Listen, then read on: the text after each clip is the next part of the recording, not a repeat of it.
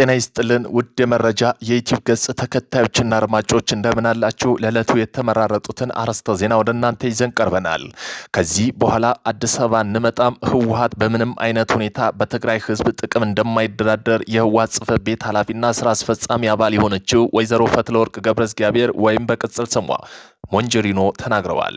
ምንም እንኳ 3 ዓመት ከ8 ወራት በላይ የዘለቀው የፕሪቶሪያ ተኩስ አቁም ስምምነት ተፈርሞ ጊዜያዊ አስተዳደር ቢቋቋምም በትግራይ ህዝብ ላይ ስልታዊ የዘር ማጥፋት ወንጀል ቀጥሏል ብለዋል። በዚህ ጉዳይ በዜና ጥንቅራችን በሰፊው አካተናል። የጎረቤት ሀገር ኤርትራ በእጃቸው ያለው ገንዘብ ሙሉ ወደ ባንክ እንዲያስገቡ ተወሰነ። የኤርትራ ማዕከላዊ ባንክ ባወጣው ጥብቅ መመሪያ በሀገሪቱ ውስጥ በግለሰቦችና በተቋማት እጅ የሚገኝ ማንኛውም የናፍቃ ጥሬ ገንዘብ በሙሉ እስከ ሐምሌ መጨረሻ ድረስ ወደ ባንክ እንዲገባ አዘዘ። በተቀመጠው የጊዜ ገደብ ውጭ ገንዘብ በእጅ ማቆየት ህገወጥ መሆኑን መመሪያው የሚያከብሩበት ላይ ጥብቅ ህጋዊ እርምጃ እንደሚወስድም ባንኩ አስጠንቅቋል። ይህ አዲስ መመሪያ መንግስት በሀገሪቱ ምጣኔ ሀብትና የገንዘብ ዝውውር ላይ ያለውን ጥብቅ ቁጥጥር ይብለጥ ለማጠናከር ያለመ እንደሆነ ይታመናል ሲል ቢቢሲ በዘገባው አጠናክሮታል። በዚህም ጉዳይ በዜና ጥንቅራችን አካተናል።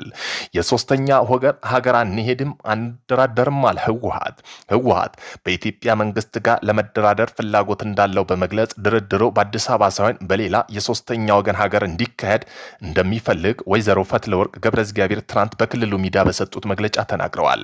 አስገዳጅ አፈሳለ የሚለው የሚሰራጨው መረጃ የተጋነንና ሽብር ለመፍጠር የተሰራጨ ነው ሲሉ አጣጥለውታል። ነዋሪዎች፣ የተለያዩ ተቋማት፣ የፖለቲካ ፓርቲዎች ክልሉ አስገዳጅ ወታደራዊ አፈሳ እያካሄደ መሆኑን በተደጋጋሚ መግለጻቸው ይታወሳል። በሌላ በኩል ወይዘሮ ፈትለወርቅ ሞንጆሪኖ በቅጽል ስማቸው ኢትዮጵያ መንግስት ከምዕራብ እስከ ምስራቅ ትግራይ ሰራዊት በማሰማራት ለጦርነት እየተዘጋጀ ነው በሚል ክስም አሰምተዋል።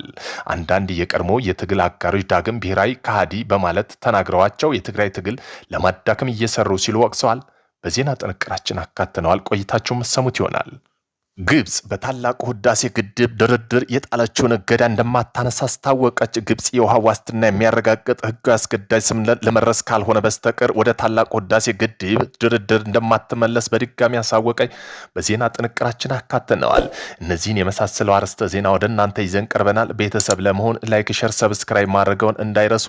ወደ ዋናው የመጀመሪያ አርዕስተ ዜና እንሄዳለን።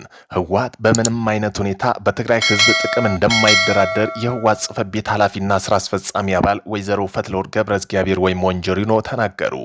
በ2018 ዓ.ም የተኩስ አቁም ስምምነት ተጥሶ በትግራይ ህዝብ የድሮን ጥቃት ተፈጽሟል። አሁን ግን ኢትዮጵያ መንግስት ወታደሮች ከምዕራብ እስከ ምስራቅ ትግራይ እያሰማራ መሆኑን፣ ጦርን ለመክፈት እየተዘጋጀ እየተጣደፈ መሆኑን ፈትለወርቅ ገልጸዋል። ብሔራዊ ክህደት የፈጸሙ ኃይል ያሉ ቡድን በትግራይ ያለው ጦርነት ለማካሄድ ለመክፈት የትግራይ ህዝብን ትግል ለማዳከም ረገድ ጉልህ ሚና እየተጫወቱ መሆኑን ገልጸዋል።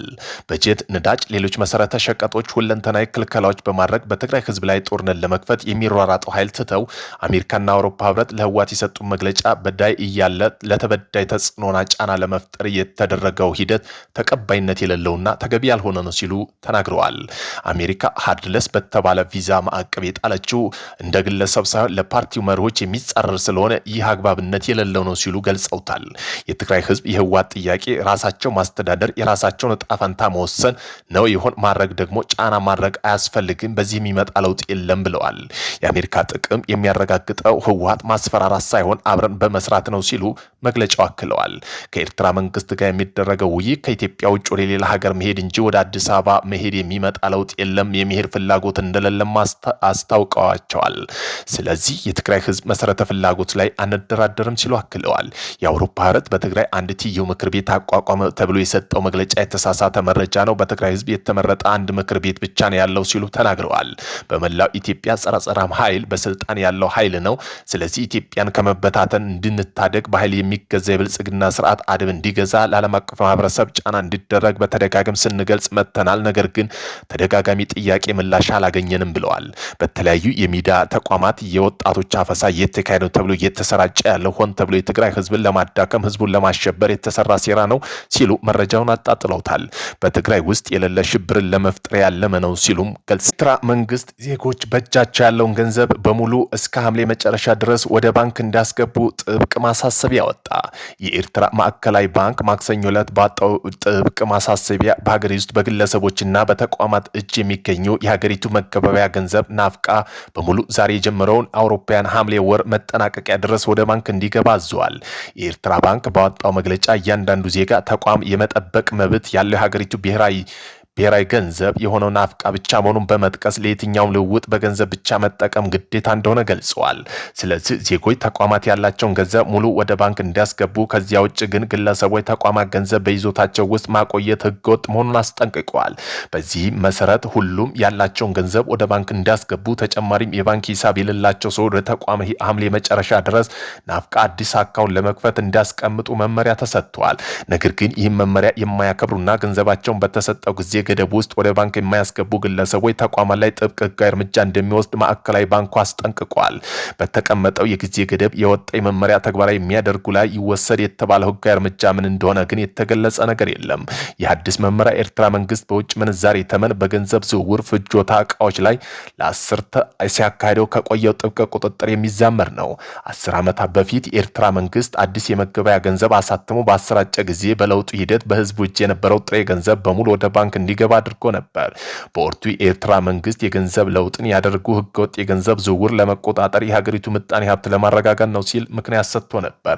በገንዘብ ለውጡ ሂደት ባንክ የገባው ገንዘብ መቆጣጠር የቻለው መንግስት ከዚያ ጊዜ ጀምሮ ማንኛውም ኤርትራ ዜጋ የሚንቀሳቀስ ገንዘብ ጥብቅ ገደብ መጣል ተችሏል።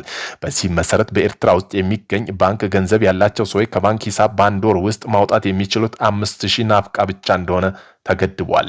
የምጣኔ ሀብት ባለሙያዎች እንደሚሉ ከሆነ ይህ በዜጎች የገንዘብ እንቅስቃሴ የተጣለው የመጠን ገንዘብ በህዝብ የንግድ ልውውጦች የዕለት ተዕለት ህይወት ከፍተኛ ተጽዕኖ የማሳደር ኢኮኖሚ እንቅስቃሴ እያጓተተ ነው። ይህ በባንኮች የሚመጣው የገንዘብ መጠን ላይ የተጣለው ገንዘብ ገደብ ከህዝብ የዕለት ተዕለት ህይወት ውስጥ የብዙዎች ገጽታ ላይ ተጽዕኖ አሳድረዋል። ከፍተኛ መጠን ያለው ገንዘብ የሚያስፈልጋቸው ገዢዎችና ለሌሎች ወጪ ገንዘብ የሚፈልጉ ኤርትራውያን በወጣው ጥብቅ ገደብ ምክንያት ለበርካታ ወራት ገንዘብ ከባንክ ማውጣት ለማጠራቀም ይገደዳሉ። በተጨማሪም እንደ ሰርግ ላሉ ከፍተኛ ወጪ የሚጠይቁ አንዳንድ ጉዳይ በተቀመጠው ወርሃዊ 5000 ብር ብቻ በባንኮች ገንዘብ ለማውጣት በአካባቢ ባለስልጣን የፈቃድ ደብዳቤ ማግኘት አለባቸው። አሁን በሀገሪቱ ብሔራዊ ባንክ ባወጣው ዜጎች እጃቸው የሚገኝ ገንዘብ ወደ ባንክ እንደሚያስገቡ የሚይዘው ማስጠንቀቂያ ባለፈው ዓመታት በሰዎች እጅ ላይ የተጠራቀመ ናፍቃ ወደ መንግስታዊ ገንዘብ መዋቅር መመለስ መንግስት በሀገሪቱ ምጣኔ ሀብት የገንዘብ ዝውውር ላይ ቁጥጥር ለማጠናከር ያለመ እንደሆነ ይታመናል። ኤርትራ በአፍሪካ መንግስት በጣም ጥብቅ ቁጥጥር የሚደረግባት የባንክ ስርዓት አካል አንዷ ሀገር ናት። በሀገሪቱ ዘመናዊ ገንዘብ ዝውውር ባንክ አገልግሎት የሌላት በመሆኑ አብዛኛው የገንዘብ ዝውውርና ግብይት በጥሬ ገንዘብ ብቻ የሚካሄድ ነው። ግብጽ በህዳሴው ግድብ ድርድር ላይ የጣለችውን እገዳ እንደማታነሳ አስታወቀች። ግብጽ የውሃ ዋስትና የሚያረጋግጥ ህጋዊ አስገዳጅ ስምምነት ላይ ለመድረስ ካልሆነ በስተቀር ወደ ታላቁ ህዳሴ ግድብ ድርድር እንደማትመለስ በድጋሚ ገልጻለች። የሀገሪቱ የውሃ ሀብት መስኖ ሚኒስተር ሃኒ ስዌሊም እንደተናገረው ግብጽ እንደ አውሮፓ አቆጣጠር በታህሳስ 2023 ድርድር ለማቋረጥ የወሰነችው ውሳኔ አይቀየርም አሉ። ሚኒስትሩ አክለውም የናስር ሐይቅ የውሃ ክምችት በአሁኑ ወቅት አስተማማኝ ደረጃ እንደሚገኝና ለሀገሪቱ ውስጥ ፍጆታ ለኃይል ማመንጫ በአግባቡ እየተበራ መሆኑን ገልጸዋል። ኢትዮጵያ በበኩሏ ግድቡ ለልማቱ ወሳኝ መሆኑን በመግለጽ በአባይ ወንዝ ዙሪያ ያለውን ሉዓላዊ መብት የሚገድብ ማንኛውም ስምምነት ውድቅ ማድረጓን ፕሮጀክት የማንቀሳቀስ መብቷን ስታስከብር ቆይታለች። የአፍሪካ ህብረትም የዓለም አቀፍ ሀገራት ለዓመታት ጥረት ቢያደርጉም በሶስት ሀገራት መካከል እስካሁን አጠቃላይ ስምምነት መድረስ አልቻለችም።